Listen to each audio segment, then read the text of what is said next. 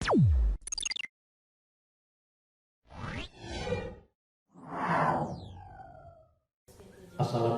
warahmatullahi wabarakatuh. Waalaikumsalam warahmatullahi wabarakatuh. Yang terhormat Bapak Kepala SKB Kota Depok, yang terhormat Bapak Ketua Pelaksana kegiatan ini, rekan-rekan pamong, saya tidak sebutkan satu persatu, tidak mengurangi ajib, dan rekan-rekan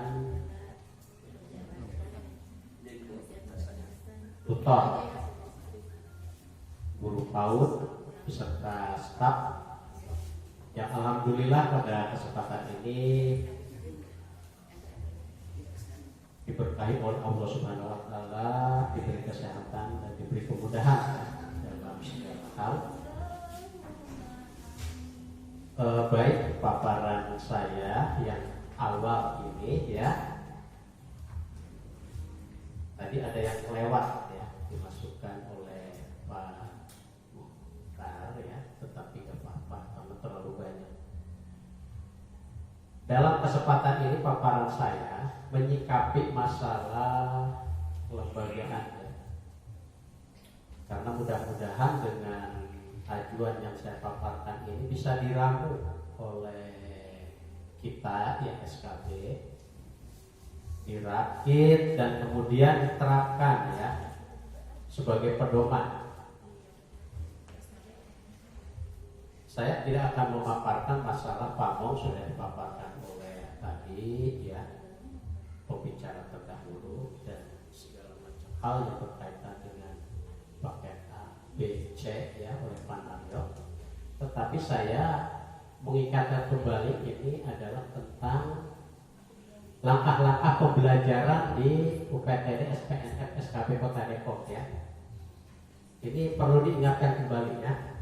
Menurut pasal 1 Permendikbud nomor 4 tahun 2016 tentang alih fungsi sanggar kegiatan belajar menjadi satuan pendidikan non formal ya, dan sanggar kegiatan belajar SKB adalah unit pelaksana teknis dinas yang menangani urusan pendidikan pada kabupaten kota yang terbentuk satuan pendidikan non formal sejenis ya.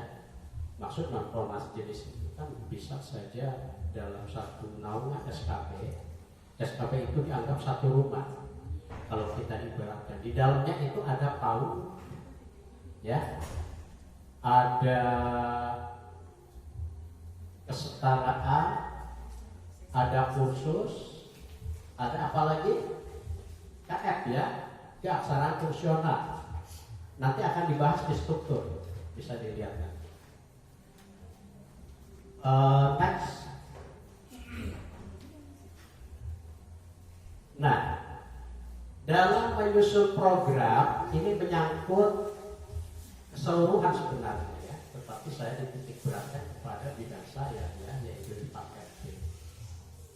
Mungkin perlu kita rubah sistem, karena terus terang saja saya lihat ya, anak yang sudah masuk lebih dulu ini tidak didata ulang gitu ya. Makanya saya buat seperti ini. Ini saya ambil dari program Kemendikbud ya, waktu pelaksanaan kegiatan di Alium itu sudah dibahas ya, makanya seperti ini. Yaitu diantaranya kontrak belajar. Jadi kita harus ada yang namanya kontrak belajar. Setiap tahun ajaran baru ada diskusi antara anak, orang tua, dan pamong belajar atau tutor tentang rencana belajar, minat dan karakter seperti apa yang akan ditempuh oleh si anak ya. Setelah terjadi kesepakatan, maka orang tua wali termasuk kepala SKB di situ ya sebagai pengelola akan menandatangani kontrak belajar tersebut ya.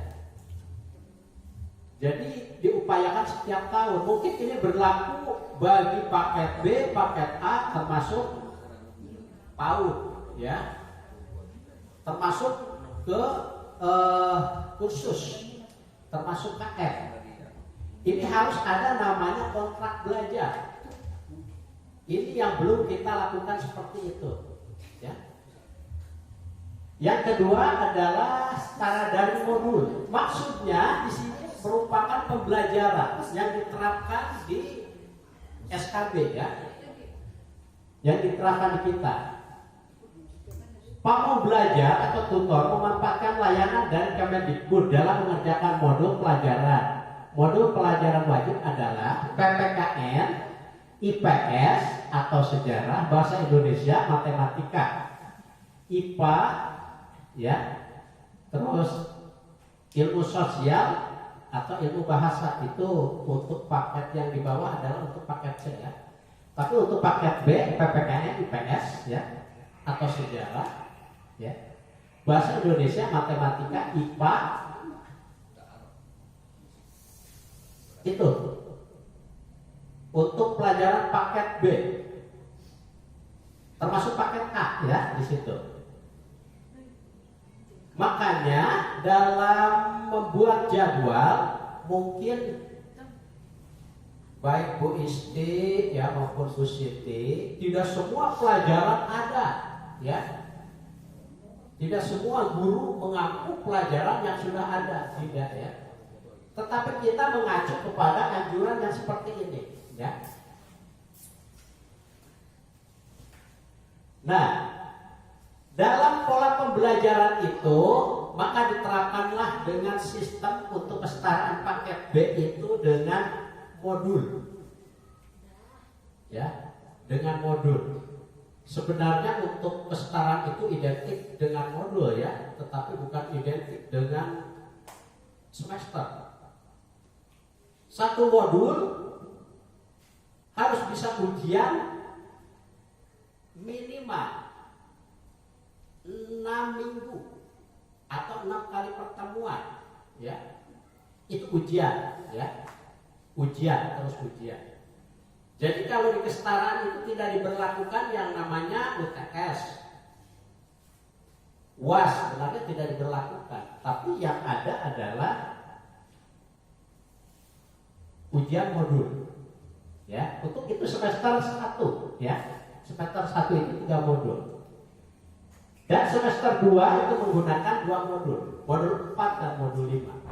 Semua pelajaran ya, semua pelajaran. Itu. Next. Nah, ini yang harus kita pelajari juga tentang portofolio. Ini anjuran dari Kemendikbud juga ya, bahwa life skill atau keterampilan hidup ya, anak diperlihatkan dengan portofolio yang dikumpulkan di akhir semester juga di akhir tahun pelajaran. Jadi kegiatan life skill salah satu contoh umpamanya pelajaran keterampilan ya. Bisa saja life skill itu pelajaran tentang bagaimana cara membuat sablon. Itu harus ada. Nah, itu di sisi keterampilan ya. Di sisi keterampilan. Ini harus diterapkan. Termasuk portofolio itu mereka harus menyerahkan karena sekarang pola belajar itu sistem daring yang tadi saya sudah jabarkan. Maka tiap 1 semester hitungannya itu harus melaporkan laporan berupa portofolio. Ya, berupa portofolio. Paham nggak maksudnya? Jadi dalam pembelajaran ini mereka itu kan daring melalui Zoom meeting, mungkin melalui Google Classroom ya. Nah, itu harus dibuat portofolio, dilaporkan ke penyelenggara ya, ke penyelenggara. Paket A, paket B atau paket C. Nah, berikutnya raport ya. Setelah ketiga hal di atas dikerjakan, kontrak belajar sudah. Setara daring, belajar dengan daring sudah. Lalu membuat portofolio sudah, ya. Dari hasil dari itu dibuatlah portofolio. Kalau saya lihat untuk PAUD, alhamdulillah sudah ya tiap semester ya dibuat dibukukan. Nah itu dijilid, itu bagus. Nah itu yang dimaksud saya itu, termasuk kesetaraan seperti itu.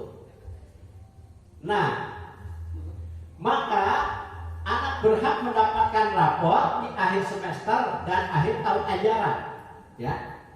Setelah mengumpulkan yang seperti itu berhak mendapatkan rapor, ya. Next coba. Nah, bagi anak yang berada di kelas 6, 9 atau 12 ya. Kelas 6 itu adalah paket A ya. 9 kelas terakhir paket B. Dan 12 adalah paket C. Ada beberapa program yang ditempuh ya, di antaranya yang harus diselesaikan yaitu UPK. Ujian Pendidikan Kesetaraan.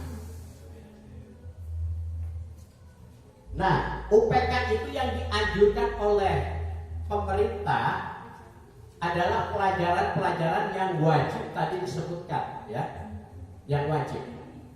Adapun pilihan itu sebagai pelajaran tambahan, ya, pelajaran tambahan. Nah, dibuatlah berita acara kelulusan, ya. Setelah mengerjakan UPK, anak akan mendapatkan surat keterangan lulus yang disebut SKL bagi kelas 6, 9 dan 12. Ya. Dibuatlah SKL. Nah, SKL ini sudah dilakukan ya oleh kita, oleh Bu Isti ya, buat ya Bu Isti ya. Surat kelulusan itu adalah SKL namanya. Nah, SPNM SKB Kota Depok telah menyederhanakan konsep di atas sehingga teknis pembelajaran menjadi mudah dan menyenangkan. Next. Ya. Nah, penjurusan di kelas 10 sampai 12. Ya. Penjurusan. Nah, kelas 10 12 itu mereka itu harus jelas ya masuk pada jurusan. Apakah mereka ini jurusan sains ya, IPA, atau bisa saja jurusan IPS, atau bisa saja jurusan bahasa. Sebenarnya paket C itu adalah di jurusan bahasa ya, belum kita angkat gitu. Nah, ini untuk kelompok bermain saya next ya. Berikutnya ya. Nah, di akhir pembagian ijazah tadi di bawah ya, kelewat ditimbulkan kembali ya. Maka tadi SKL sudah diserahkan kepada peserta didik ya. Ditambah dengan nilai UPK ya. Nilai UPK.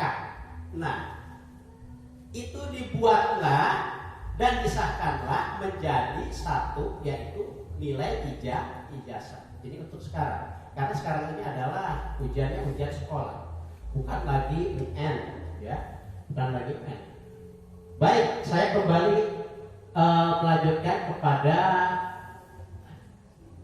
perangkat kegiatan belajar ya, yang sering kita lupakan program-program seperti ini. Dan alhamdulillah untuk PAUD cukup bagus ya. Tetapi nampaknya kesetaraan ya masih perlu kita benahi kembali insya Allah ya, termasuk diri saya yang memegang paket B. Ke depan juga saya akan benahi, yaitu dengan program yang seperti ini ya. Ini contoh ya kesetaraan paket B ya, ini berlaku untuk paket A atau paket C. Tingkatan 3 ya. Untuk paket B itu ada 3 tingkat, ya, ada tingkatan 3, ada tingkatan 4 ya. Yang tadi sudah dijabarkan ya, tingkatan 3 itu menyelesaikan 3 modul ya. Tingkatan 4 itu harus bisa menyelesaikan 2 modul. Nah, dalam program ini maaf ya, pemetaan harus ada pemetaan kompetensi ya. Nanti ada di dalamnya. Identifikasi KI dan KD. Rancangan penilaian kognitif, kriteria penuntasan minimal, lalu program tahunan, program semester, naik. Pak, 4 menit lagi ya Pak. Ya, aduh. Maunya saya 2 jam ya. Aduh. Ya. Hidup ya. Baik. Nah, program-program ini harus bisa diselesaikan oleh para tutor ya. Karena waktu memang sangat mendesak ya. Ini saya urai, kalau diurai ini bisa menghabiskan waktu 2 jaman betul ya. Tetapi saya cukup sampai di sini. Nanti saya akan sampaikan kepada tutor ya, khusus tutor paket B. Sebenarnya paparan cukup banyak ya, tetapi saya hanya intinya saja, yang pokok-pokoknya saja. Sekian saja paparan dari saya selaku pamong.